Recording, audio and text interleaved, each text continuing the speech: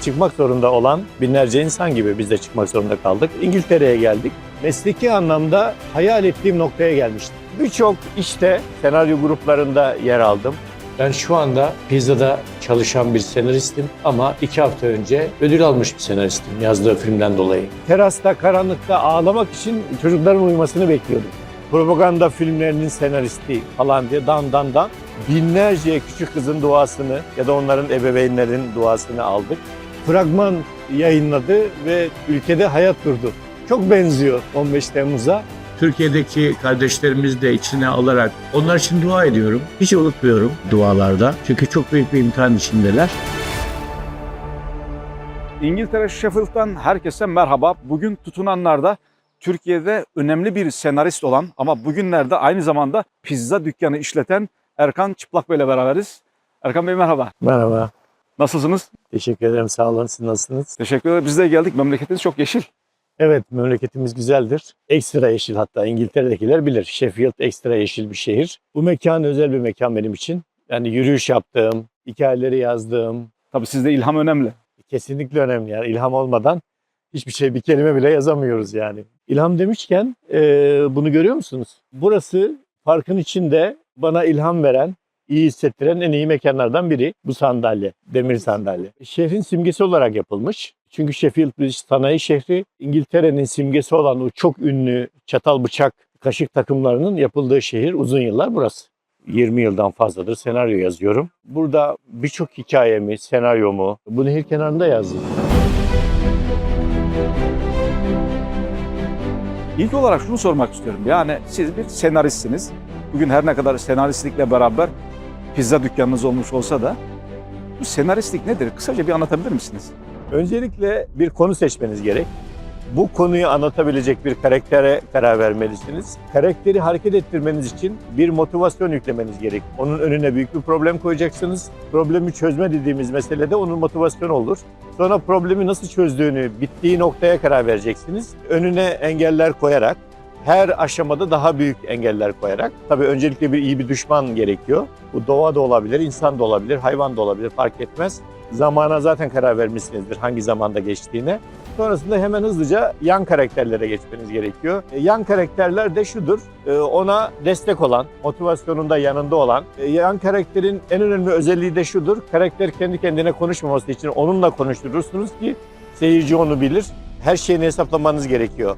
Aksiyondan sonra duygusal sahne, duygusal sahneden sonra diyalog sahnesi, görkemli bir sahneden sonra sade bir sahne, gürültülü bir sahneden sonra sessiz bir sahne ve buralarda kültürel kodları yerleştirmeniz lazım. Seyircinin, hedef kitlenin kültürel kodlarını hızlıca belli noktalara yerleştirmeniz lazım ki empati duygusuyla bunu izleyebilsin. Olabildiği kadar anlattırmayıp olabildiği kadar hareket ettirirseniz seyirlik zevki daha iyi olacaktır. Anlatma göster diyoruz biz. Son aşamada doğru karakteri doğru yansıtacak oyuncuyu bulmaktır.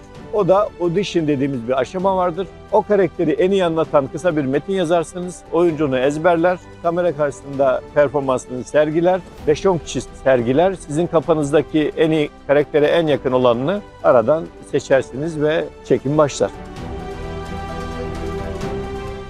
İşimi çok severim. Hani eşimin bir sözü var. Sen işine aşıksın, beni sadece seviyorsun. Teslim çok önemli. Zamanla yarışan bir işimiz var bizim. Her hafta dizi yazıyorsanız teslim gününde 100 sayfayı teslim etmeniz gerekiyor. Bu da ancak psikopatça bir disiplinle yapılabilir. Konservatuvar yıllarımda komedi yazmak istiyordum. Fıtratım buna çok müsaitti. İlk olarak Kandemir Konduk'un yanında asistanlık yaptım. Levent Kırca'da 2 yıl çalıştım. Skeçler yazdım. Biraz hayatın gerçekleriyle karşılaştım. Güldürürken bile düşündürmek üzerine bir stil yakalama derdinde oldum. Samanyolu'yla çalışmaya başladım. 5. boyut diye bir konseptten bahsedildi. 6 aylık bir hazırlıktan sonra gerçekten 1 yıla yakın senaryolarını yazdım. Bir de büyük buluşma diye bir konseptimiz var Erkancığım dediler.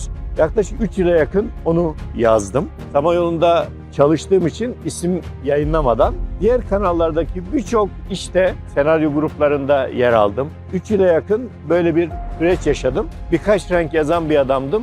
O 3 yılın sonunda rengarenk bir senariste dönüşmüştüm. Kanaldaki idareciler de bana bir günlük dizi siparişi verdiler. İki dünya arasında yazmaya başladım ben. Ekip kurup haftada 5 bölüm teslim ediyorduk. Her biri 40 sayfa olan. Yaklaşık 770 bölüm yayınlandı. Kanal kapatılıncaya kadar. Türkiye'nin en çok izlenen günlük dizilerinden biriydi. İlk 5'e giriyordu. Sonrasında Küçük Gelin'i yazmaya başladık. Küçük Gelin, Samanyolu tarihinin en yüksek reytinglerini alan bir dizi. Çünkü sosyal bir problem. Ve şöyle bir anket sonucu vardı. 3 kadından biri 18'den önce evlendirilmiş. Yani 3 anneden, 3 hanımdan biri küçük gelin aslında. Binlerce küçük kızın duasını ya da onların ebeveynlerin duasını aldık. Benim çok mutlu bir şekilde yazdığım ama zaman zaman kendi yazdığıma ağladığım psikolojik bir hikayeydi Küçük Gelin. Bu iki dünya devam ederken aynı zamanda Küçük Gelin devam ederken bir günlük dizi daha hani Erkan'ı nasıl delirtebiliriz? Çınar'ın Gölgesinden'in hikayesi sipariş edilmişti. Başka bir idarecimizin ricasıydı o. Onda da onun samimiyetine çok inanmıştım ben. Ailenin önemi, ailenin kaybettikleri günümüzde ve bir ailenin nasıl olması gerektiğiyle alakalı oturup arkadaşlarımızla büyük bir aile hikayesi yazmıştık.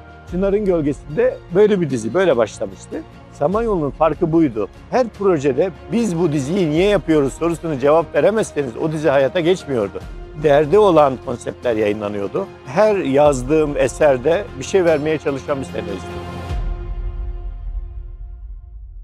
Ben çok güzel bir ailede doğdum. At tüccarı, karizmatik bir baba, çok yönlü, dominant, kuralcı ama şahane bir annenin ikinci oğlu olarak dünyaya geldim. Senaristlikte faydasını gördüğüm en büyük etken babamın anlatı yeteneği.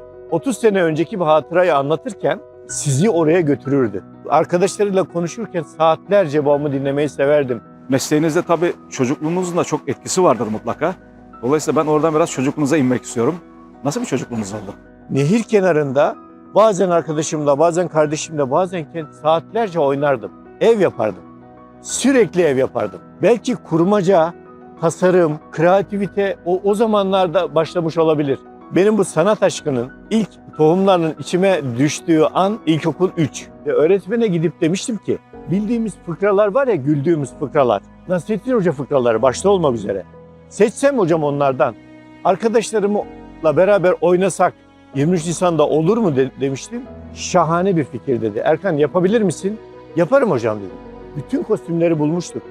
Bulamadıklarımızı annem aynı zamanda terziydi. Annem dikmişti. Bir komşumuzun da eşeğini emanet alarak biz birkaç tane Nasrettin Hoca fıkrasını ben hem oynamıştım arkadaşlarımla beraber hem yönetmiştim.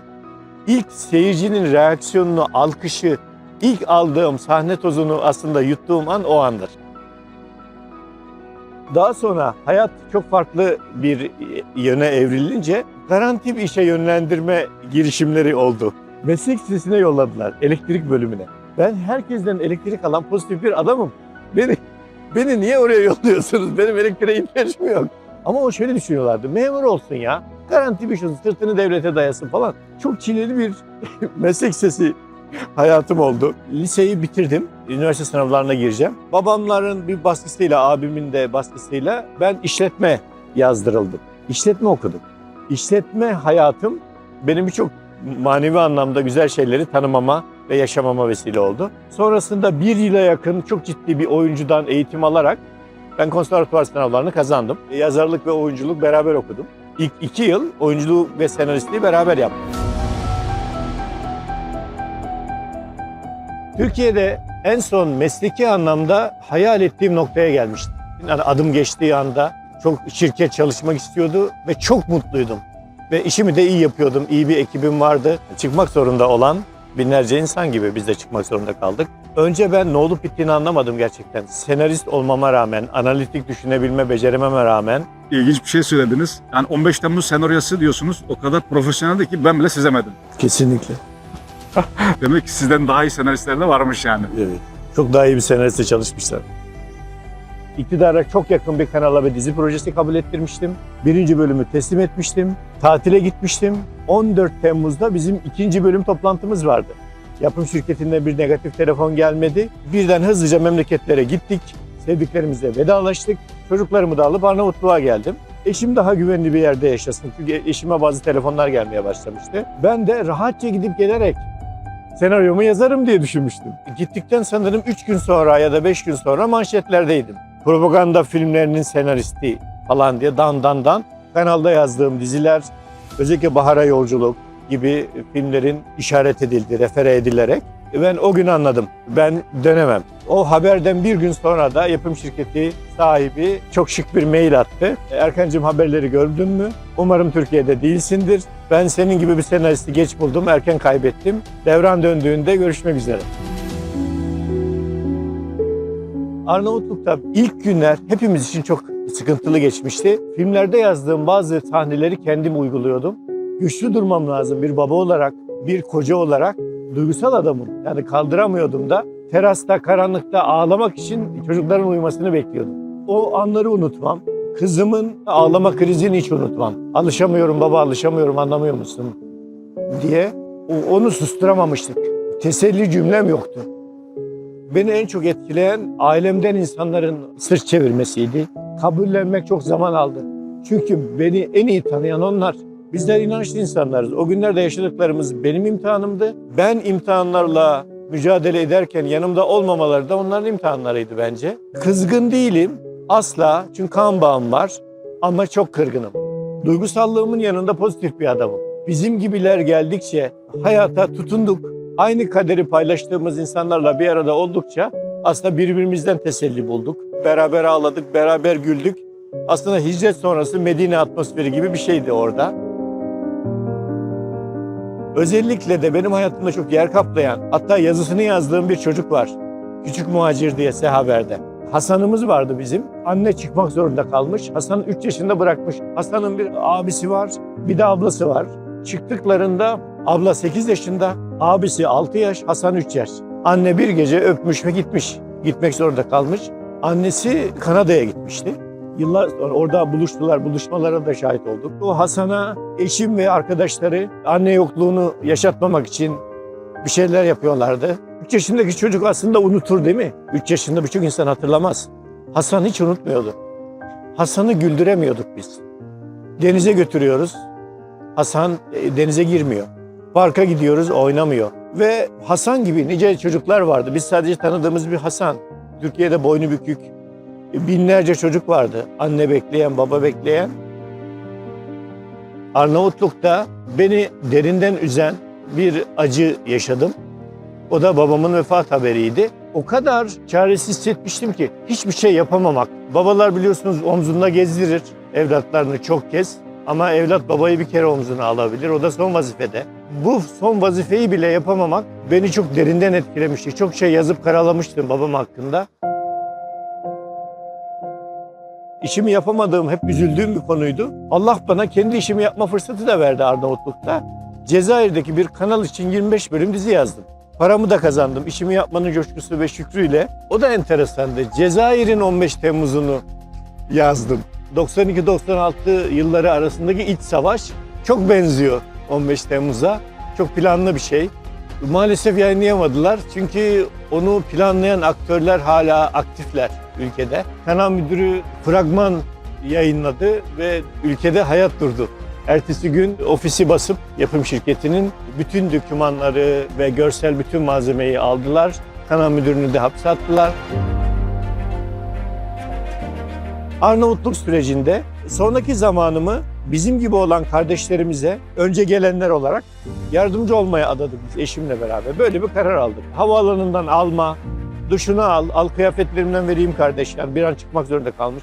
İyi bir kahvaltı, piknik, yürüyüş, kamplar toparlayıp abi planın ne? Nereye gidiyorsun? İşte onlara yardımcı olma. 3 yıl böyle bir hayat yaşadım.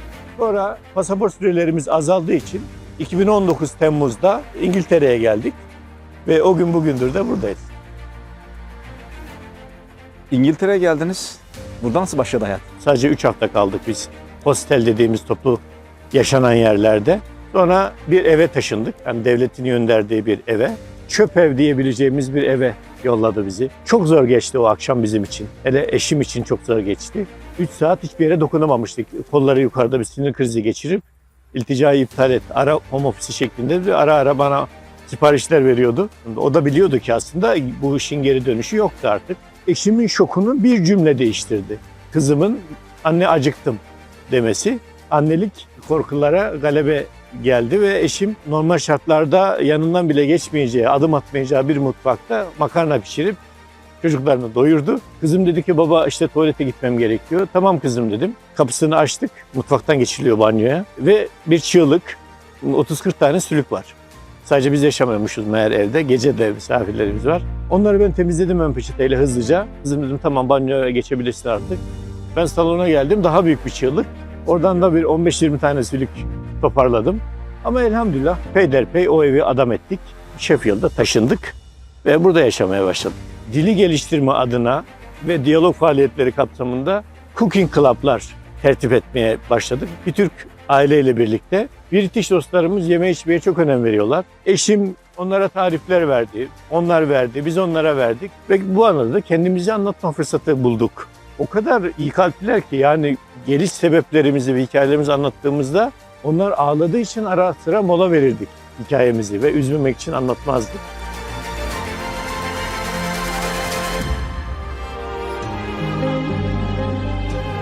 Ben okuldayken bile anne babamı özlerken aylardır babasını görmeyen arkadaşlarımı düşününce çok üzülüyorum. Hatta bazen babama sarılırken aklıma geliyor. Pandemi döneminde boş durmayalım diye süreci anlatan bir kısa film çektik çocuklarımla. İkinci olduk dünya çapında. Time to Help için bir şeyler yapıyoruz. Çok kıymetli faaliyetlerde bulunuyor Time to Help. Onun gönüllü fotoğrafçısıyım ve gönüllüsüyüm aynı zamanda. Hükümet muhaliflere baskı uygularken dün 326 kişi daha tutuklandı. Tutuklananlar arasında polisler, öğretmenler, akademisyenler ve... Buraya geldikten sonra tutunma hikayenizde bir de pizzacı dükkanı var. Ona geçeceğim ama ona geçmeden önce şu an çok güncel, çok güzel bir film var. Exodus filmi. Bu filmin de senaristisiniz. Bu filmi yazarken ne hissettiniz, nasıl yazdınız? Dünyanın birçok yerinde bu mesele bilinmiyor. Türkiye'de neler yaşanıyor? Bu bir soykırım, haberi yok insanların. Bunu da en iyi duyurmanın yolu film, belgesel, bu tür yapımlar. Süreci anlatan bir hikaye yazar mısın cümlesiyle başladı her şey. Yaklaşık 13 aylık bir serüvendi. Yazarlık süreci, yazım süreci. Bir şekilde yolun kaderini yaşayan kardeşlerimi karşı bir vefa borcumu ödeme, bir sorumluluğu yerine getirme şeklinde tanımladığım için çok hassas bir çalışma yaptım. London Film Festivali'nde gösterilmesi ve en son olarak da orada en iyi drama ödülü alması aslında bu süreçteki tüm çileleri unutturdu bizim için. Çok yazılacak hikaye var. Benim Allah'a bir sözüm var. Yaşadığım sürece bu soykırımı yazmaya devam edeceğim. Bizim programımızın ismi Tutunanlar. Dolayısıyla göç eden insanlar da hedef ülkelerine gittikten sonra onlar için yeni bir süreç başlıyor. Tutunma süreci. Evet. Yarın bu tutunma sürecini de yazmak ister misiniz? İsterim. Çünkü tutunma hikayesi iki şey barındırır. Bir umut, bir de başarı. O yüzden ben programınızı beğeniyorum. Birçok bölümünü izledim. Özellikle umut vaat ettiği için, pozitif bir etki uyandırdığı için, tesir ettiği için öyle bir hikayenin içinde var olmak isterim. O zaman bunu bir söz olarak anlıyoruz biz. Tutunanlar diye bir film ismi de güzel geliyor kulağa. Kesinlikle çok güzel. Düşünmeye başlasanız iyi olur. Olur. Ben yazmaya başlayayım. Siz de sponsor bulmaya başlasanız iyi olur. Umut ediyorum ki yani böyle bir projeye girersek sponsoru da buluruz. İnşallah. Kardeşimin çok sevdiğim pizza zinciri olan bir arkadaşımla tanışmasıyla başladı her şey. O yatırım yapmak istiyordu buraya. Buraya gelmek istiyor çünkü gelecekte. Ben dedim ki detaylı bilgileri almak istiyorsan güvenilir adam bu arkadaşımız. Sevdiğim de biri. Bir zoom yap. Bak bakalım ne oluyor falan diye. Kardeşim ertesi gün beni aradı. Abi hayırlı olsun dükkanımız diye. Ben hani şok. Ne olduğumuzu bile anlamadık. Biz Arnavutluk'ta 3 yıl kaldık. Tiran'da bir İtalyan pizzacısı vardı. Çok beğeniyorduk onu ve gidip haftada bir o şahane pizzayı yiyorduk. Ülkeye geldiğimizde biz bu zincirin ilk dükkanıyla tanıştık. Ve bu pizzayı yedik. Tiran'da yediğimizden daha iyiydi hatta İtalyanların yaptığından. İlginç olan tarafı şu an o pizzayı pişiriyoruz. Aynı zincirin bir şubesi bu şehirde açmış olduk. Böyle çok beğendiğimiz o pizzanın bir şubesinin sahibi olduk. Haftanın 5 günü servis yapıyorum. Bazı günler yalnız, bazı günler diğer şoförüm arkadaşlarımla birlikte. Bizim pizzamız biraz özel, bol malzemeli. Hem de düz taşınmalı hem de çok sıcak bir şekilde ulaşması gerekiyor müşteriye. Pizzacı, take-away, yediğimiz yerlerdeki şoförlerin muhabbetlerinin çoğu kolay buldum adres. Müşteri şöyleydi, en çok da şu bahşişi aldım, bu mahalleninki böyle iyi verir bir falan diye. Ben dükkan açıldığında ilk deliverimde müşteriye bahşiş verdim. Dükkandaki arkadaş bana ödenmediğini söylemeyi unutmuş. Gittim bıraktım pizzayı. Kadın çok memnun oldu. Çok hızlısınız. O çok sıcak falan diye. Tam arabaya oturdum. Hocası fırladı geldi adam. Para almayı unuttun diye. Dükkanı aradım. Fiyatı öğrendim. 26 lira. Pound. Adam 40 pound verdi. Para üstü 14 vermem gerekiyor ya. Ama benim yanımda sadece 15 pound var. Benim bozuğum yok dedi. Ben dedim benim de başka param yok. Ne yapacağız dedim. Verdim 15 pound'u. Üstü kalsın dedim, artık ne yapayım? Şimdi bizim bu şehirde efsane gibi anlatılıyor bu durum. Birinci önceliği bu işin, bu fırına sahip olmak. Her fırında yapacak pizza değil. İçinde gaz, odun ve taşın olduğu bir fırın olmalı. İtalya'dan sipariş ettiğimiz yaklaşık 2 ayda gelen ve bize kurulan bir pizza fırını. İkinci bizim için önemli nokta hamurumuz. Ekşi mayalı hamur ve 3 çeşit un var içinde. Yıllar önce bir şekilde denenmiş, sonuçlanmış ve nesilden nesile devam eden bir tarih. Ve pizzanın en önemli özelliği elde açılması gerekiyor ve pizzaya koyacağımız şuradaki tüm malzemelerimizin fresh olması. Genel bakmayı öğretti. Önce iyi bir insan olmamız gerekiyor. Daha hoşgörülü olmayı öğretti. Bu süreç beni daha sabırlı yaptı ve daha azimli yaptı. Ben hiç vazgeçmedim istediğim şeylerden. Ben şu anda pizzada çalışan bir senaristim, Pizza Shop'ta. Ama 2 hafta önce ödül almış bir senaristim yazdığı filmden dolayı. Asla pes etmedim. Bunun yanında da şuna kafa yordum. Allah bir şekilde buralara sevk ettiyse bizi ya da yüzlerce binlerce insanı, bir muradı var. Bu mesajı almaya çalıştım ve onun gereğini yerine getirmeye çalışıyorum ve aktif bir şekilde. Çünkü her zaman hani temsil tebliğden önce biliyorsunuz. Bizi izleyen tüm seyircilerimize tutunmalarını tavsiye ederim. Tutunduklarında gerçekten sahip olduklarını düşündükleri çoğu dertten kurtulacaklar. Sürekli geçmişte yaşamak, yarayı sürekli kanatmak iyi bir şey değil. Bir şekilde meşgul olup tutunmalarını bir hedef doğrultusunda ilerlemelerini tavsiye ederim. Tutunma kavramını Türkiye'deki kardeşlerimiz de içine alarak asla vazgeçmeme meselesi orada da devreye girer. Onlar için dua ediyorum. Sebepler açısından da bir şeyler yapıyorum. Gayret ediyorum. Hiç unutmuyorum dualarda. Çünkü çok büyük bir imtihan içindeler.